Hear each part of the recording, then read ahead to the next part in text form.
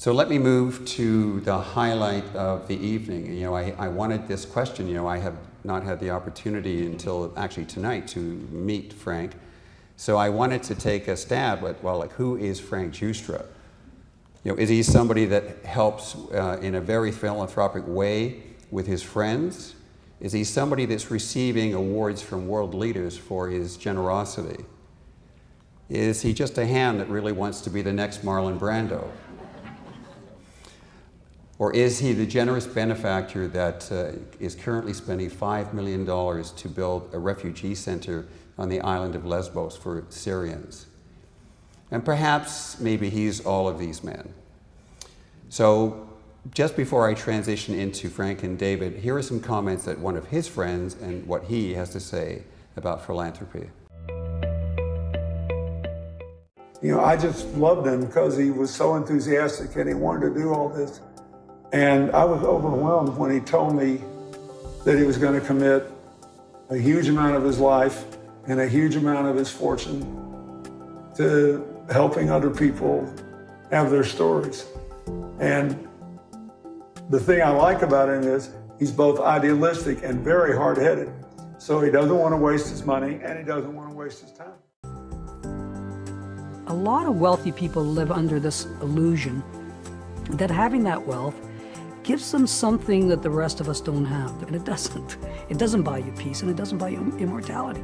So at the end of the day, I'm trying to convince people that instead of hanging on to that illusion that'll get you nowhere, is use that wealth to do something to better the world around you. And in that way, you're leaving a lasting legacy that will survive you. You've helped make the world a better place, and as importantly, if you have children, your children will have something to brag about. So ladies and gentlemen, please welcome my partner and colleague, Mr. David Sun, and our very special guest tonight, Mr. Frank Giustra, to the stage.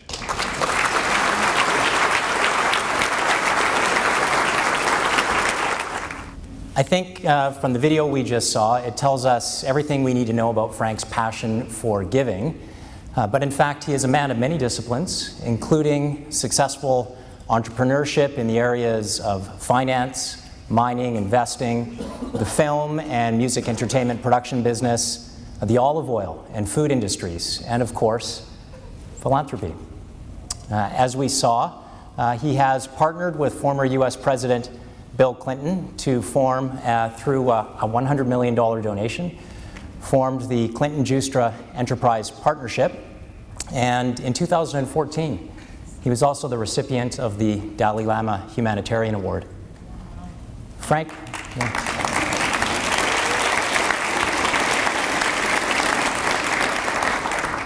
Frank also recently returned from a trip to Greece, where he was boots on the ground with to help with the influx of Syrian refugees. And as John mentioned, is helping to raise $5 million, including a substantial amount of his own capital, to help fund a reception facility that will provide overnight shelter along with bus transportation to many of these refugee families. Frank, welcome, and thank you for joining us this evening. We're very excited to have you here. Thanks, it's a pleasure.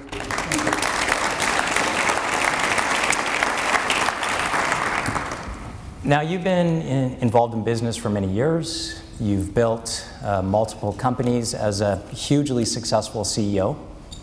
I thought maybe a good place for us to start maybe is if you could provide a little bit of background around that time for you and when it was that you started to feel that need to transition from business to philanthropy. It's something that happened very gradually, and as most things in life do, I think this feeling that I needed to give, and I always felt compassion for people that were in need, and that started at a very early age, and I have no idea where that came from. It was just something that I always felt. So I always gave from the time I was 12, 13 years old.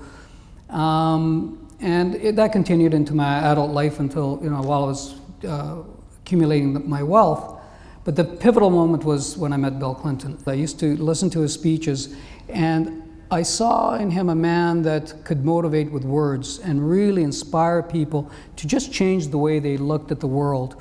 And I kept thinking to myself, wow, this is amazing. Here's a guy that just with words is changing the way that people think and the way that people approach social problems. And I thought, wow, maybe I can do something like that, and maybe not at the scale that he does it, but certainly, and I'm not a celebrity, I wasn't a billionaire, I was really just this person that had some ability, had some resources, and had a lot of connections around the world. And that's how that whole partnership came about, was just the inspiration that, wow, maybe I can do something that creates a change on a global level. And why not? It just seemed like something that, but the inspiration came from him.